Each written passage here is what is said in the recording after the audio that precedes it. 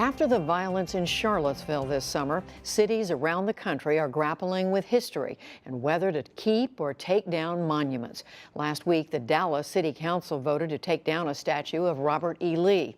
Just yesterday, protesters covered a statue of Thomas Jefferson at the University of Virginia in Charlottesville.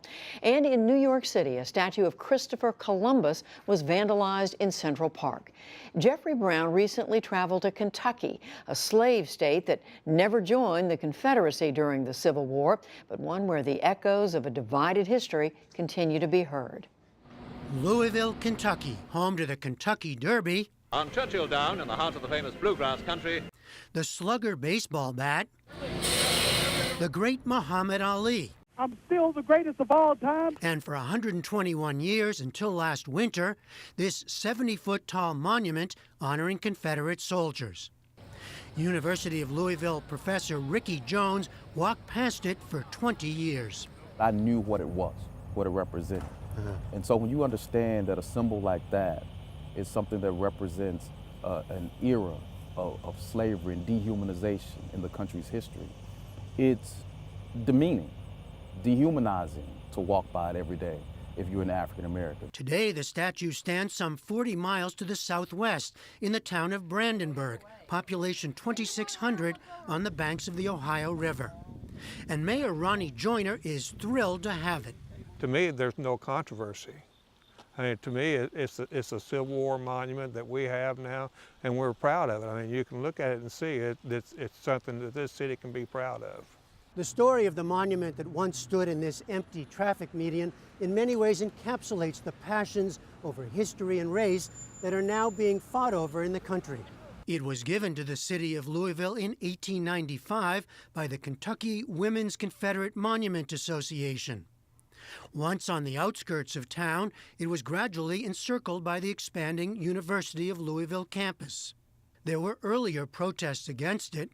In 1947, then Mayor Charles Farnsley responded with a rifle protecting the statue. Then 2 years ago, following the killing of 9 people in Charleston, South Carolina, by avowed white supremacist Dylan Roof, Professor Jones, head of the Pan-African Studies Department here, started a new effort to remove the statue. When you really look at the history of these statues, you look at the history of the flag, you look at the history of the Confederacy, which was a treasonous region of the country. You understand that it was steeped in racism. It was steeped in brutality. It was steeped in the idea that one race of people had the right to own, to enslave, to brutalize another. Then you can still support the statues. You can still support the flag. You can still support memorials. But you gotta be very clear and honest about what you're supporting. The city joined the effort, helping overcome resistance, including a lawsuit by the Sons of Confederate Veterans.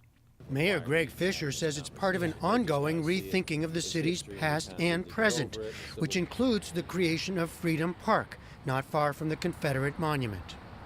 So this is explicitly a kind of balance to the statue. An attempt at that, yeah. So this went up in 2012 by the University of Louisville to say, look, we know not the whole story is being told here with this statue, so let's commemorate some of our powerful figures in terms of African-American leaders in our city here. The statue, says the mayor, had no place in modern Louisville. We're a compassionate city, but there were still some charged emotions. Some people, of course, accused me of erasing history. Some people said, Mayor, you're the Taliban, you're destroying history.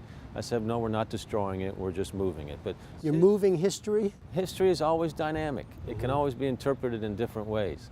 When this statue was put here over 100 years ago, it was on the edge of a city. 6 months ago, it was in the middle of the city. Very different context. Also, our consciousness as a community, as a country, had changed as well. Clearly, a statue like that was the white order's way of saying we are still in charge.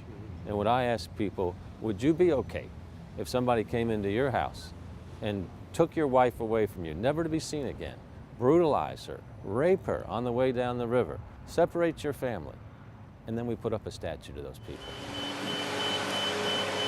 But when Louisville decided to take down the monument, Brandenburg welcomed it with fanfare.